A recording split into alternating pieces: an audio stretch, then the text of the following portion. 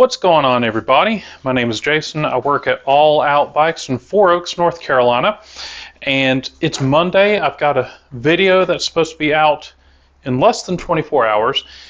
Everybody's been bringing in their bikes for their spring tune-ups, and that has really kind of put a little bit of a damper on choosing videos ahead of time. So let's go ahead and kind of pick one of my next projects. I've actually got several projects going on right now, but they're not done yet. So I've still got to finish them and edit them.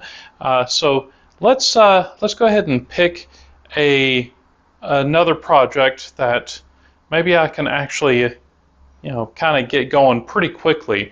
And that's going to be one of the projects that I was talking about in one of the earlier videos.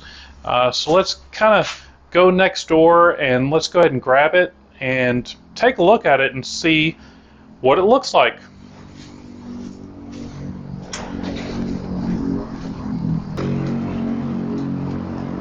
Let's go next door here.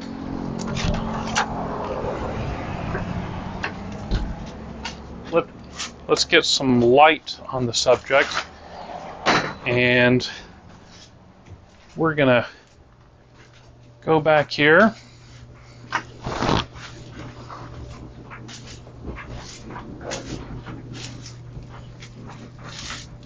Turn on more lights.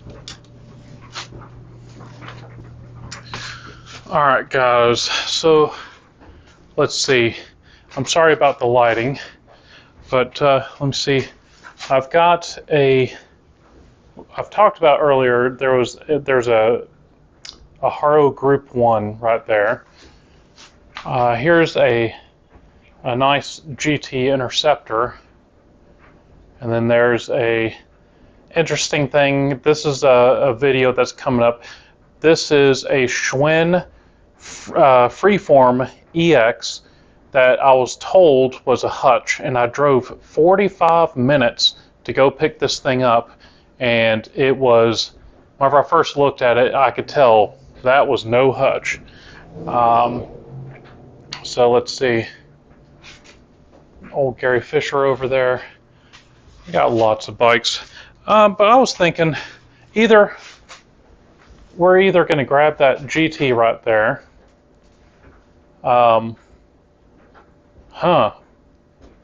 Maybe we should grab that GT, or there is a nice Redline right there that needs some work. So decisions. There's an old Schwinn right there. We've got another Haro. That's like a Blammo right there. Boy, terrible lighting. So, and that GT has the original tires on there. Oh, it's got a kickstand. Why do people put kickstands on these classic old bikes? So let's actually grab this GT. Oh, nope, it needs a seat as well. Darn it. That's okay. That's a pretty cool layback seat post. Guys, what do you think I should do? The Redline over there, or the GT? I'm leaning more towards this GT. Let's go ahead and grab this GT down. And you know what? Let's grab this GT down. And we're going to grab the Redline down. And y'all are going to decide which one I'm going to fix next. Alright guys, so I've got to get my ladder. And I've got to get it around all these bikes. And here's an interesting story, guys. I'm actually able to walk around here right now. It could be better, but I couldn't do it at all earlier last week. And I decided to have a big sale. There's a lot of bikes that customers have left behind. And what I did was I got onto Facebook Marketplace and I put expensive bikes, cheap, $20, first come, first serve. And you know what? I'm going to tell you, I got an awful lot of responses on that. People were asking the address. I gave them our address and they started coming. And the first person that showed up, wow, this is a great looking bike. The first person that showed up grabbed 10 bikes from me, $20 each. The next person grabbed 6, and I had more and more people showing up. I sold 44 bikes in just minutes, and I immediately put sold. You know, because I was just trying to clean up, and that was all the $20 bikes I was going to sell. I lost a lot of money doing that. And the next day, somebody showed up, and they were quite upset that I told them that I sold all my $20 bikes. The guy was looking around at all the other bikes that I had. And then he left, and he left me a 1-star rating saying that I told him that I sold all the bikes and that I lied. He gave me a 1-star rating. What do you guys think about that? That was nuts.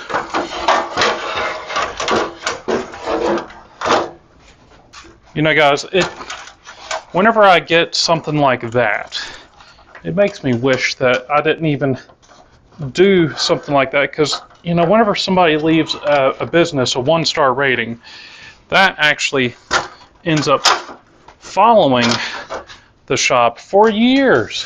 Now, luckily, it wasn't on my actual business, the All Out Bikes. It was actually on my Facebook account, but that kind of follows me. Let's see, people calling.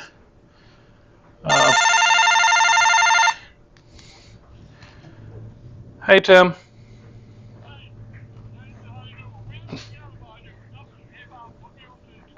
That's fine, no problem. I figured life kind of got in the way. All right. Oh, yeah. All right, you too. Bye. All right, so that was Tim and Delma. They actually watch the channel, so Delma, whenever you see it, you know, that was your husband calling, saying that y'all didn't make it here today. Anyway, let's see, this one right here, that GT that I pulled down was like a 1994, I want to say, GT Interceptor. This one is a 1991 Redline RL220, maybe? You know, it's been years. It's kind of hard to remember this stuff. Let's get these out in the light so we can see them better.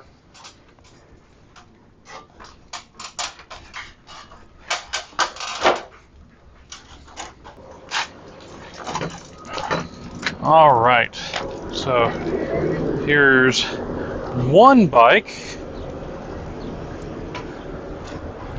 I love the looks of that.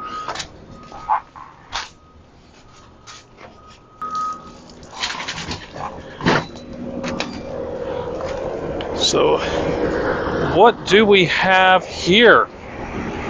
Here's what we've got. We've got like a 91 Redline. It's something like a 220.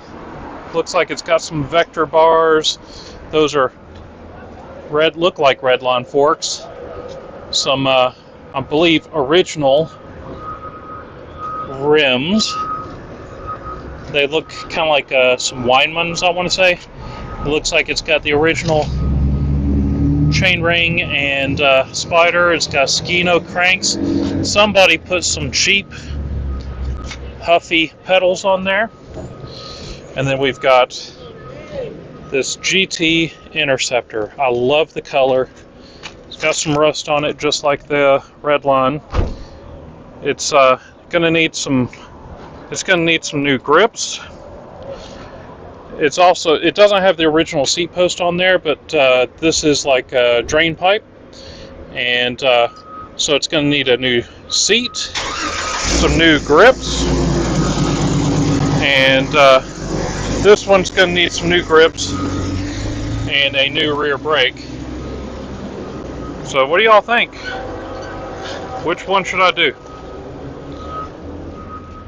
Original GT cranks, GT sprocket.